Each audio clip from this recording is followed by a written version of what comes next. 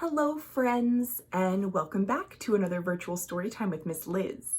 Today we're reading another wonderful book about the outdoors and the power of imagination to inspire us.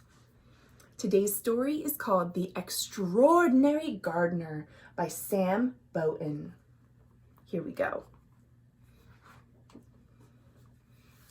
Interesting. Do you notice how the cover of this book is so beautiful and green, but inside of the cover it's a bit dreary and gray?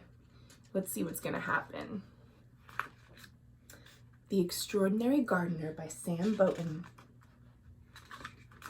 This is Joe. Joe was a boy with a wild imagination. His imagination took him far away to a world less ordinary than his own, to a place very different to the world outside. So looking at this picture, we can see Joe lives in a city. It's similar in a lot of ways to our city of Philadelphia, where I think just a few of you who are watching this video are probably from. Joe's city is missing something.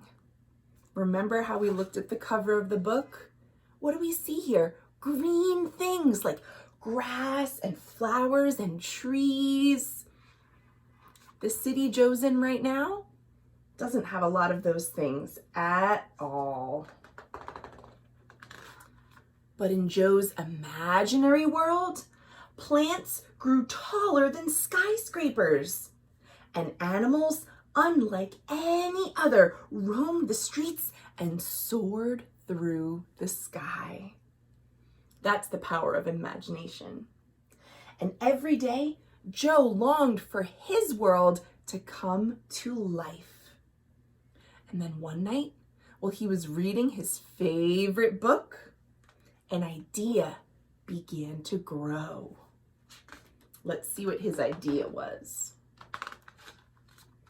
It was full of beauty and color and scent and song, and it all started with something very small. Do you see what this is down here? Planted in the ground is a seed. With sunshine and water and soil, Joe imagines bringing something beautiful to life. So, the next morning, Joe went in search of the one little thing that would bring his idea to life. He looked in all the usual places, the cabinet, and the not so usual, inside an old boot.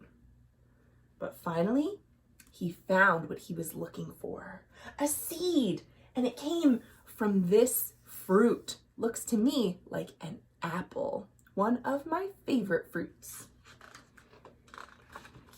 Wasting no time, Joe collected all his tools and carefully planted the tiny seed in some dirt. Then he fed it and watered it and quietly waited. He gave it a sunny spot outside on the fence. And he waited, and he waited, and he waited some more, but nothing happened. Nothing changed. Day after day, he looked at where he'd put the seed, but it was not growing, at least not that he could see. And eventually, Joe stopped waiting. He forgot all about his seed, and he went back to what he knew best, imagining. Because in his imagination, he didn't have to wait for seeds to grow. They would grow right away in his mind. But the story's not over yet. Something was happening. The seed had begun to grow, and it grew and it grew and it grew. Look how big it became while Joe was forgetting to pay attention. One day, while Joe was busy daydreaming, something colorful caught his eye. He stepped outside and discovered that where he had planted the tiny seed, now stood the most beautiful tree. And look, there's birds already enjoying it. Joe got to work at once. He learned how to trim and prune and dig and sow, all things that are important if you want to be an extraordinary gardener. Every day he brought home new seeds. He started to grow all sorts of things. Look at all of these plants, these beautiful flowers. Wow. And before long, the single tree had become a tiny garden that grew bigger and bigger and bigger. All around Joe was this green and beautiful splashes of color, butterflies and bees and birds and bugs. They're all so grateful for this wonderful garden. And one by one, Joe's neighbors came to visit the beautiful garden. And when Joe saw his friends so happy, he had another idea. Joe decided to share his garden with people throughout the city. And he started giving his plants away, one by one. Not only is Joe a great gardener, he is very generous and kind. And slowly, over time, with the help of that first tiny seed, Joe's world grew from ordinary to extraordinary.